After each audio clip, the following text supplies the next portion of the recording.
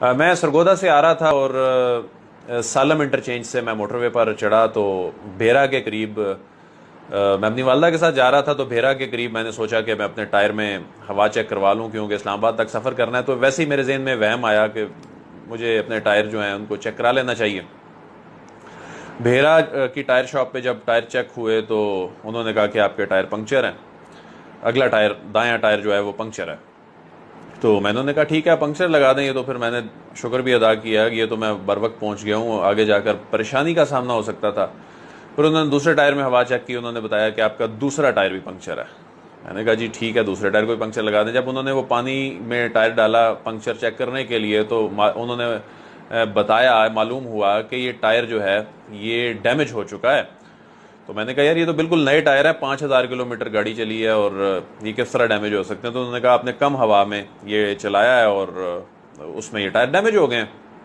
मेरे वहमो गुमान में भी नहीं था कि ये सारा मामला क्या हो रहा है। तो मैंने कहा जी इसका हल क्या है। तो उन्होंने कहा जी आपको टायर नए डलवाने पड़ेंगे। मैंने कहा जी डालने कितने के डलेंगे। उन्होंने 17,000 रुपये मेरे से लिए और 17,000 रुपये के उन्होंने 2 नए टायर डाल दिए। मैंने उन्हें कहा कि ये जो टायर उतारे हैं ये आप मेरी गाड़ी में रखते हैं क्योंकि नए नए टायर हैं, गाड़ी बिल्कुल नई है, तो इसमें मैं उस कंपनी के पास जाऊंगा।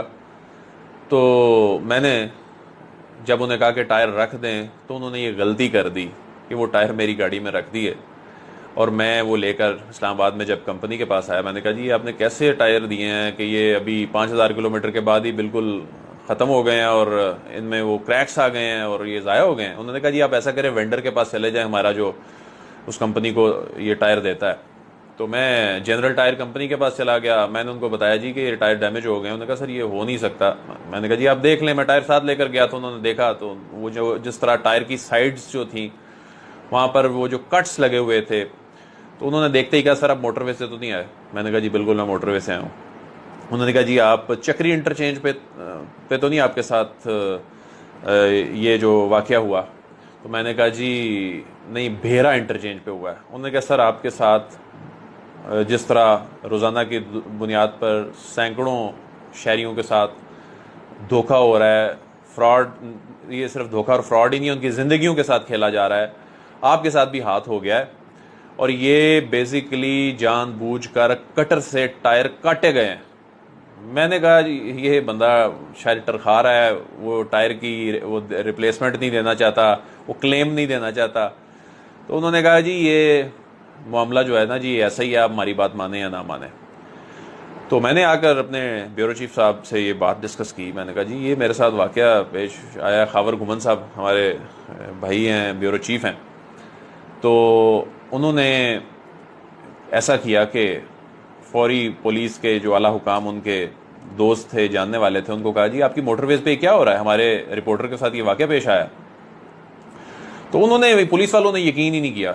उन्होंने कहा ऐसा कैसे हो सकता है। बहरहाल आप ऐसा करें कि अदील वड़ाइज को बोलें कि आईजी साहब जो है ना इस वक्त जो इस्लामाबाद की आईजी हैं, तो आमिर जुल्फ़कार साहब, ये उस वक्त मोटरवे पुलिस के आईजी थे। उन्होंने मुझे बुला लिया और मैं उनके दफ्तर में उनसे मुलाकात करने के लिए गया। वो इसलिए शायद उन्होंने मुझे बुला लिया कि ये मामला क्या है, मतलब अगर मीडिया को कोई बंदा ये कह रहा है मोटरवेज पे ये इतना घिनौना खेल खेला जा रहा है तो मैं खुद इनसे पूछूं और इस मामले को खुद देखूं।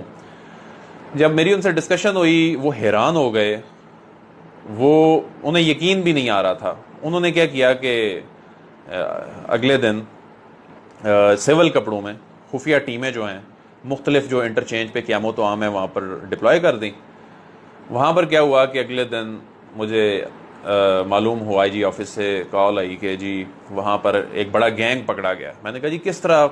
मुझे फिर वो जब मुलाकात हुई तो पता चला एक मेजर साहब, हाजिर सर्विस मेजर साहब अपनी फैमिली के साथ आ रहे हैं और उनकी वो भी जब भेरा के करीब पहुँचे हैं तो उन्होंने अपनी गाड़ी की टायर चेक करवाए, हवा चेक करवाई। तो इसी दौरान उनकी तलख कलामी शुरू हो गई और वो ये कह रहे हैं कि मेरे टायर बिल्कुल ठीक थे, आप कैसे कह सकते हैं डैमेज हो गए हैं। तो वहाँ सिविल कपड़ों में मौजूद लोगों ने वहाँ छापा मारा तो उधर लोगों की जेब से कटर निकले, बड़े स्पेशल किस्म के चाकू, और वो कटर थे जो कि हवा चेक करते हुए टायर की इतनी सफाई के साथ वो ये कार्रवाई डालते हैं कि आपको पता ही नहीं चलता, आपके टायर डैमेज कर दिए जाते हैं। आप बेसरो सामानी की हालत में वहाँ पर बग़ैर बेयारो मददगार आप वहाँ पर जो हैं उनके रहमो करम पर फिर होते हैं। वो आपने टायर नहीं डलवाने तो आप आगे मूव ही नहीं कर सकते, वो कटे होते हैं और वो आप पर डाल रहे होते हैं कि टायर आपके डैमेज हो चुके हुए हैं। और फिर हुआ ये कि उन लोगों को, उन मेजर साहब की मुद्दत में मुकदमा दर्ज हुआ, उन्हें जेल भिजवाया गया। पूरे पाकिस्तान में ऑपरेशन शुरू हुआ, पूरी मोटरवेज पर ऑपरेशन शुरू हुआ। जो नेशनल हाईवेज हैं, जो जीटी रोड्स हैं, जो जीटी रोड है वहाँ पर ऑपरेशन शुरू हुआ, तलाशियाँ ली गई, लोग पकड़े गए।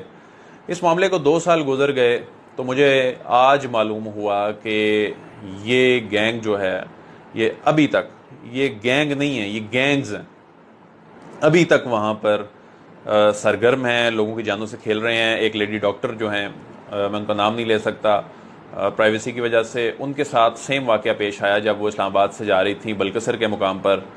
उनके साथ ये मामला पेश आया और उनके टायर जो थे वो, जब भी उनकी आपस में बहस हुई कि जी टायर बिल्कुल ठीक थे और हम चेंज नहीं करवाएंगे, फिर वो मोटरवे पुलिस को बीच में मुदाखलत करना पड़ी। उसके बाद वो जो प्रेशर उन पर बना टायर शॉप पर, तो उन्होंने कहा ठीक है जी आप ले जाएं गाड़ी, हम टायर में हवा भर देते हैं। जब वो गई तो कलर कार से थोड़ा सा पहले जाके वो फ्लैट हो गए टायर।